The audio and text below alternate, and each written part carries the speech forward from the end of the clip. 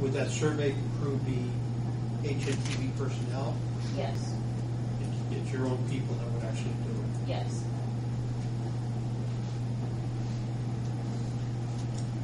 So there's no, sub-consultant contingencies or anything like that included.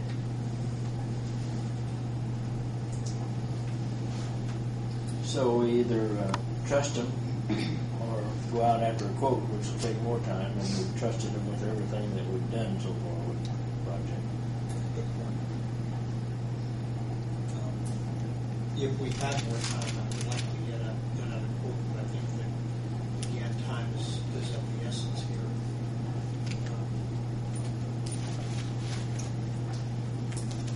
I guess with that said, is there any more discussion? I have a question. Yes, sir. Yes, sir.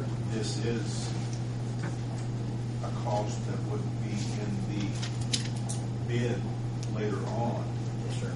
This way it's going to come up now, pay it up front, and pay it later. So there won't be much difference. Well, there will be, and because I addressed this with Christina, I asked the same question, and her explanation was that when the contractor comes in, he's going to want to do his own survey to make sure, since he's responsible for. Do it again. He's going to basically do it again.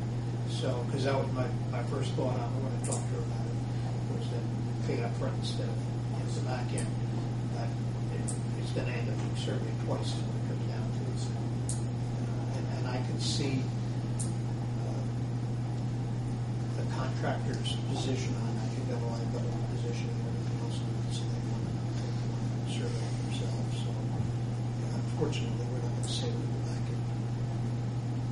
So the main thing we're doing as far as for the utilities to move. Correct. Yes. And if the contractor comes back and redoes it, he'll just move the stake because the utility is going to be done, correct?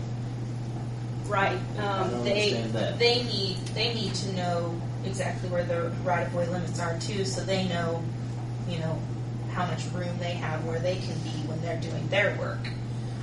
So, when Ken had asked me that question, it's my understanding that they would probably redo it just for liability purposes, because that's a pretty important aspect that they need to make sure they know where the right-of-way line is. So that was my explanation. You could also say that some of the stakes, maybe they are destroyed or removed or something like that between, when the utilities are finished relocating to when the contractor is awarded the project and starts work. So, there may be some missing by that time, and it's again a pretty important aspect to make sure that they have it right. I think we're kind of got us in a box, but it looks to me like we're trying to gamble because we're hoping that we're shovel ready and be eligible for this stimulus package, and if we want to get all these, we're competing with everybody in the state for the stimulus money who's also shovel ready. If we can get our utilities, they're going to be bombarded by people wanting to do the same thing. So we need to get to the top of the list if we can. I don't know if this is going to put us to the top of the list or not. I do too, and I thought before when we were talking, it would be nice to have the luxury of going out and getting another estimate, etc. But as the stimulus package starts to roll, more and more people are going to be tied up. They're going to have less. There's going to be less of a pool of people to pull from to do a staking work to get some of this work done. So again, I think it behooves us to move ahead with this.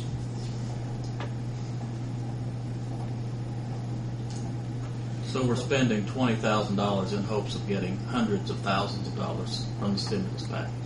Am I correct? Hopefully, it's a gamble. Right. Well, I think this was also a topic of discussion, in order to, when the contractor is awarded the project, to get them started. There's a concern for how long is this road going to be under construction, things like that.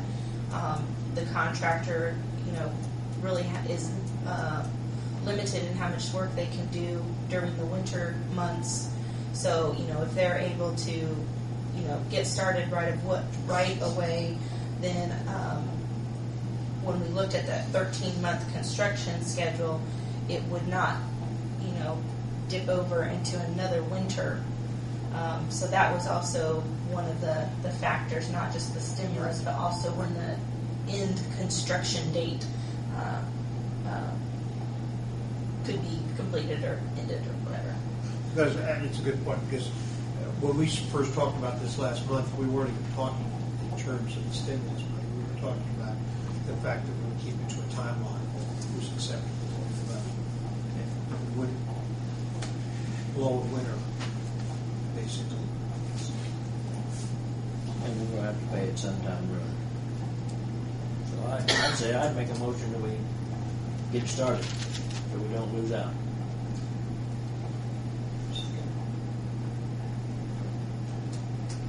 I'll second. Diana, can we have a roll call, please?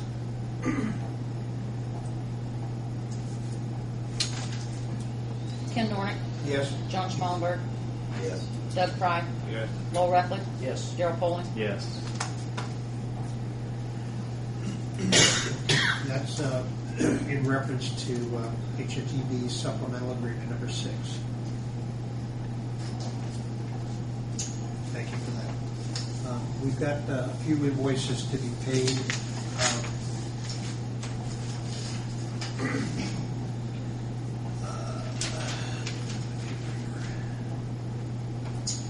We have 6 different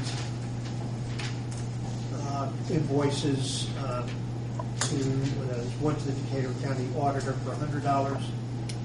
There's one to the Decatur County Recorder for $63.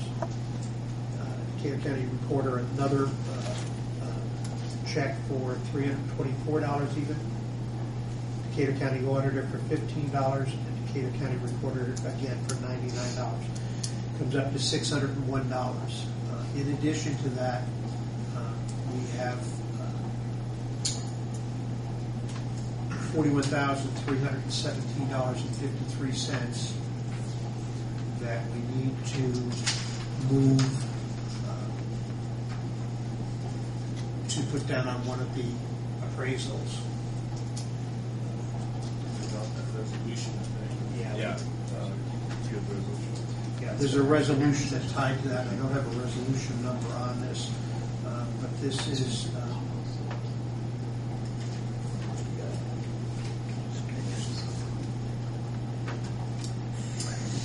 And I can clarify. It should say it on here.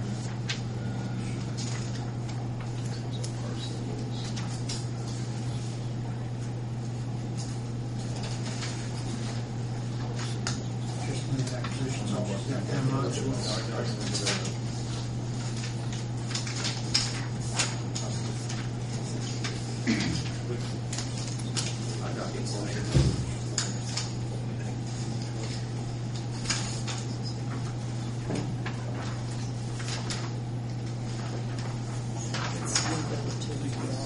Here it is.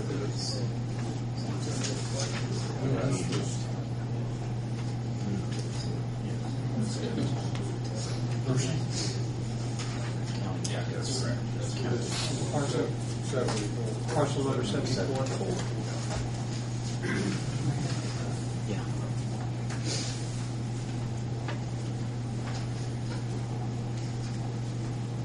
Can I have a motion to, If I could also, Ken, I think that part of the same court order that required that also required payment to the appraisers That's right.